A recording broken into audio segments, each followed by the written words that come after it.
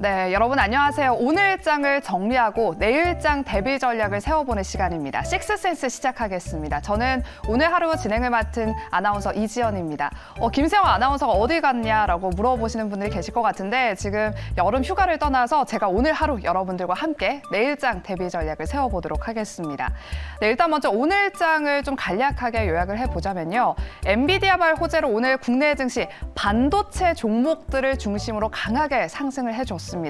또 원달러 환율이 1,321원대에서 한 22원대까지 내려오면서 외국인의 수급에다가 또 기관의 매수세까지 더해지면서 장 마감까지 계속해서 상승폭을 더욱더 키워나가줬는데요.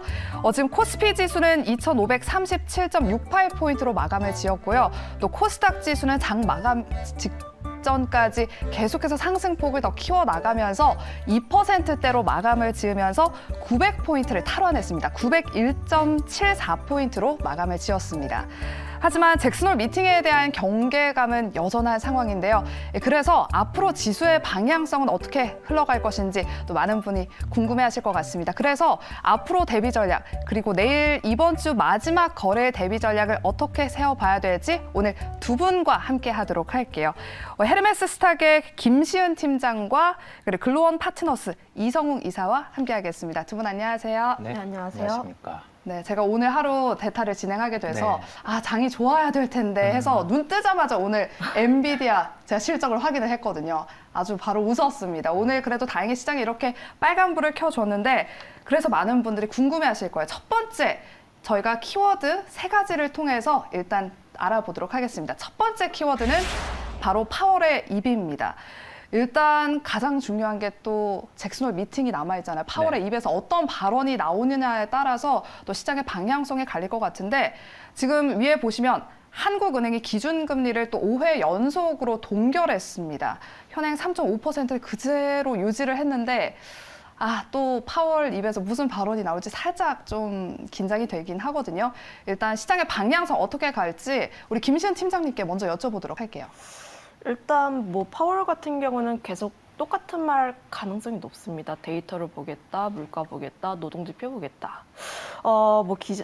작년처럼 굉장히 강한 멘트를 치기보다는 현재 기조를 유지하는 방향으로 갈 가능성이 굉장히 높기 때문에 이런 점에 보게 된다면 파월 같은 경우에는 아무래도 불확실성이 있긴 하지만 이벤트가 나왔을 때 좀 불확실성이 해소가 되지 않을까라고 보여지고 있고 최근에 경제 지표도 물가 상승 압력에 대해서 완화가 되고 있고 시장 금리도 가파르게 상승을 하면서 좀 매파에 대한 발은 가능성이 좀 낮아지고 있습니다.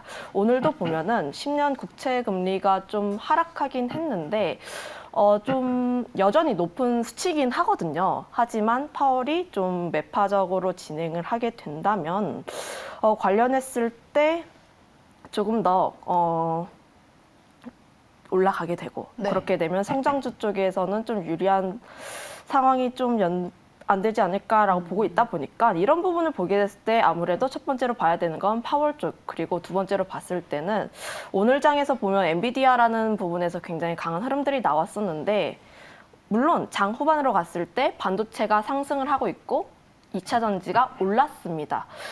여전히 그런 부분에서 잭슨홀 미팅에서 격한 발언이 나오지 않는다면 주도주 쪽에서의 강세 흐름이 나오지 않을까라고 보고 있어서 좀 지금 같은 경우는 괜찮지 않을까, 기대감을 좀 가져봐도 좋지 않을까라고 보고 있고 거기서 조금 더 봐야 할 점이 외국인 수급의 연속성. 오늘 같은 경우는 외국인 현물, 선물, 매수 계속 나왔습니다. 네. 물론 선물 같은 경우를 봤을 때 외국인의 매도세가 계속 나오긴 했지만 이런 부분이 연속성이 계속 나온지 여부를 좀 계속 체크를 해볼 필요가 있겠고 이런 부분에서 조금 더 연속성으로 나오게 된다면 시장 같은 경우에는 조금 더 견조한 흐름이 나오지 않을까 이렇게 정리하겠습니다.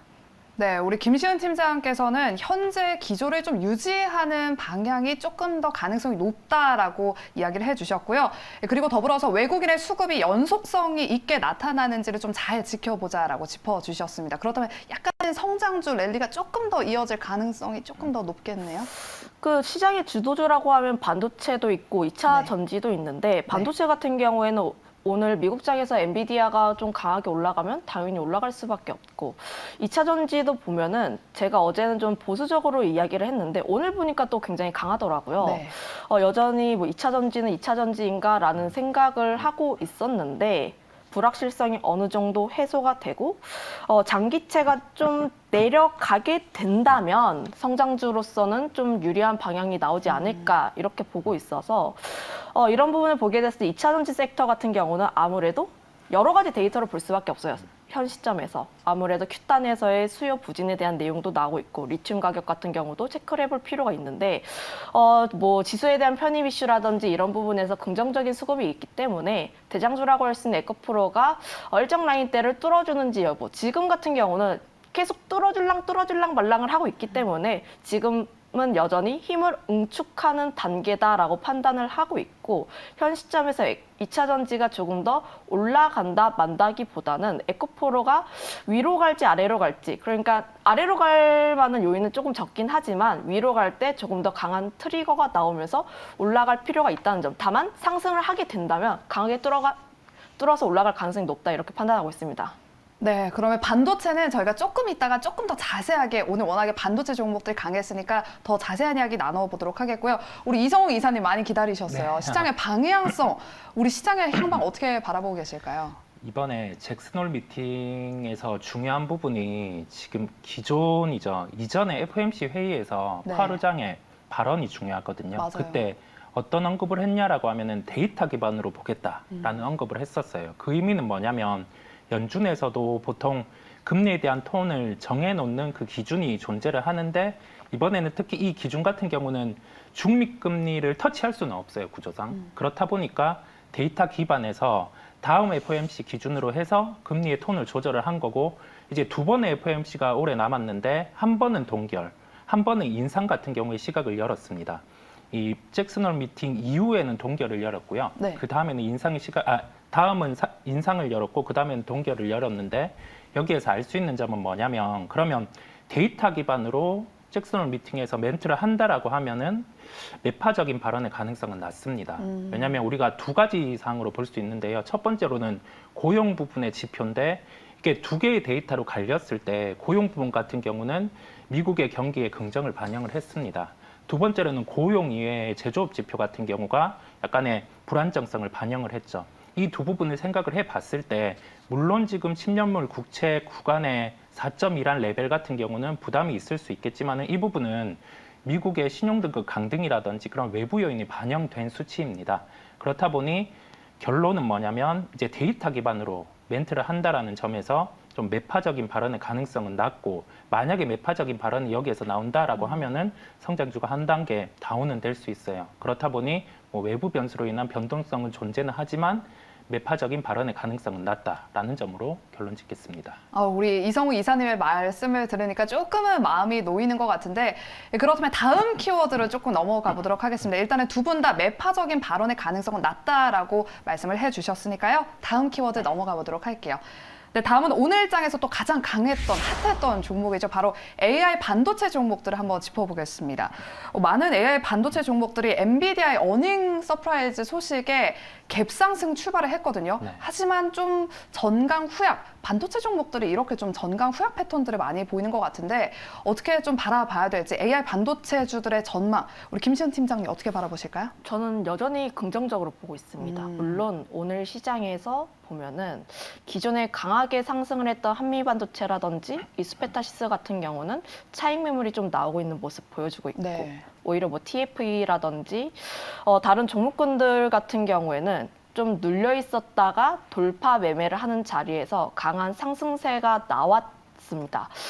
물론 장 후반으로 갔을 때 2차 전지에 좀 수급을 뺏기는 모습이 보여주긴 했지만 오늘 미국장에서 엔비디아의 실적 주가가 좀 강하게 나온다면 다시 한번 다음 날에도 AI 반도체 같은 경우는 더 강하게 움직일 가능성이 높다라고 판단을 하고 있고요.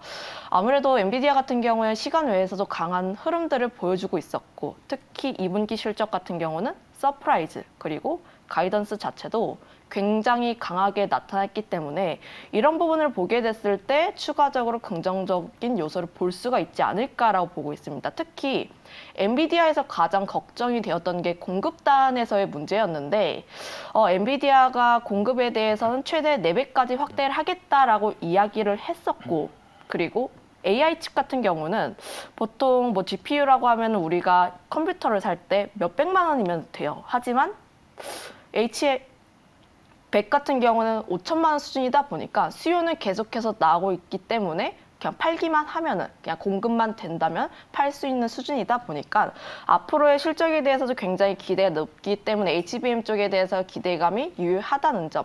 다만 삼성전자 밸류체인 쪽에 조금 더 관심을 가져보는 게 좋지 않을까라고 보고 있는데, 어제 이야기를 했다시피 삼성전자가 AMD에 턴키를 했기 때문에 다양한 쪽에서 제안을 진행을 했고, 엔비디아로부터 턴키에 된다면 삼성전자 쪽에서 특히 그동안 오르지 않았기 때문에 이쪽에서 한번 기회를 잡아볼 수 있지 않을까 보고 있습니다. 네, 우리 김시은 팀장님께서는 AI 반도체 종목들의 추가 상승을 한번 기대해보자. 그리고 삼성전자향 밸류체인에 관심을 가져보자라고 말씀해 주셨습니다. 참고해 보시고요. 다음 키워드로 넘어가 보겠습니다. 다음은 이제 원전주를 한번 살펴보도록 하겠습니다. 네, 폴란드 정부가 수주액이 최대 30조 원에 이를 것으로 전망되는 차세대 한국형 원전 도입을 위한 내부 절차에 착수했다는 뉴스가 나왔습니다. 폴란드 정부가 이제 투자를 승인한다라는 의미로 바라볼 수가 있을 것 같은데요.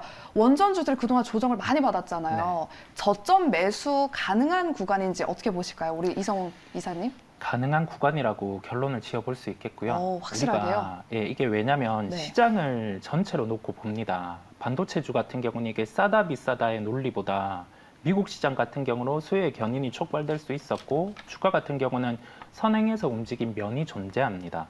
외국인은 좀 반도체주들을 매도하고 있어요. 그러면 시장의 전체에서 성장주는 지금 바로 할인을 받지 않는 환경이다 보니까 탄력도는 좀 떨어져 있죠. 그러면 다양한 시장 참여자 같은 경우는 좀 빠져있는 주식 중에서 주가가 상승할 수 있는 요인, 우리가 모멘텀이라고 많이 일컫죠. 이 부분이 발생할 수 있는 게 가까운 미래, 한 분기 이내 그 정도의 모멘텀이 있다라고 하면은 주가는 반응하기 마련입니다. 주가가 떠 있기보다는 좀 빠져 있는 경우가 좋겠죠. 지금 원전주들이 그런 상황이고요. 이 주가가 빠져 있다라는 기준 자체는 걷어들일 수 있는 이익 대비해서 시가총액을 역사적으로 대입을 해봤을 때 지금은 하단에 있다라는 점입니다. 그러면 주가는 여기에서 빠지기보다 모멘텀에 대한 가능성을 놓고 이게 실제 발생을 하면 하락보다는 상승의 요인이 크다라는 점에서 원전주는 저는 매수 대응이 맞다라는 결론입니다. 네, 저는 이렇게 확실하게 말씀해 주시는 게 좋아요. 원전주들이 그동안 워낙에 차트를 보시면 정말 많이 빠졌기 때문에 저점 매수가 가능할까? 하지만 시장의 관심이 워낙에 지금 다 성장주 쪽에 쏠려 있어서 가능할까라고 생각했는데, 우리 이성웅 이사님께서는 지금 저점 매수 가능한 구간이다라고 확실하게 좀 말씀을 해주셨습니다. 그래서 우리 김시은 팀장님께서는 이 원전주 어떻게 보실까요? 뭐 친환경 쪽이 계속 움직일 수밖에 없다는 점에 대해서 원전 같은 경우는 계속 관심을 가질 수밖에 없어요. 그런데 원전주를 보게 됐을 때 그동안 선제적으로 많이 움직인 면이 있습니다. 특히 윤 정부가 시작을 했을 때 원전 관련했을 때 강한 시세 라인이 분출이 되었고, 물론 해외 수주에 대한 기대감은 굉장히 유효하긴 합니다만 그 기대감이 점점 실체화가 될 필요가 있다는 점. 오늘 같은 경우도 보면은 뭐 원전 수주에 대한, 그러니까 폴란드 원전 수주에 대한 모멘텀이 나왔을 때 시장에서 그렇게까지 큰 관심은 없었습니다. 물론 박스권 하단 라인, 지지 라인대에서 조금 올라오는 라인대이기 때문에 저가 매수세가 유효하긴 하지만 좀 시장을 장기적으로 보시는 분들에 한해서 원전 섹터를 좀 관심 있게 보시는 게 좋을 것 같고요. 왜냐하면 두산 에너빌리티를 대장으로 보고 있는데, 두산 에너빌리티 같은 경우는 위에 매물대가 너무 많습니다. 이 라인대를 조금 더 뚫기 위해서는 조금 더 가시적인 모멘텀이 필요하다, 이렇게 정리하겠습니다. 그러면 지금 말씀하신 게 매물대가 좀 있다라고 말씀해 주셨는데, 어제 그래도 조금 강하게 수급이 들어왔거든요. 외국인도 최근에 조금 사들이고 있는 것 같은데, 그 매물대가 한 어느 정도 저항 구간을 어떻게 바라보고 계실까요? 지금 차트를 한번 보시면 두산 에너빌리티를 기준으로 한번 보도록 할게요. 두산 에너빌리티를 기준으로 봤을 때 바닥권 라인에서 15,000원에서부터 원대까지 매물대가 좀 두텁게 있습니다. 네네. 이 라인대에서 그동안 이 라인대에서 많은 분들이 거의 1년 동안 묶여 있으신데 과연 올라갔을 때 이분들이 그동안 기다렸던 것을 못 참고 차익 매물을 내놓는다면 더 강하게 상승하기 위해선 그거에 따른 거래량이 필요하다라는 판단을 하고 있어서 이 거래량이 강하게 나오기 위해선 조금 더 가시적인 성과 혹은 조금 더 가시적인 실적이 필요하지 않을까 이렇게 생각을 하고 있습니다.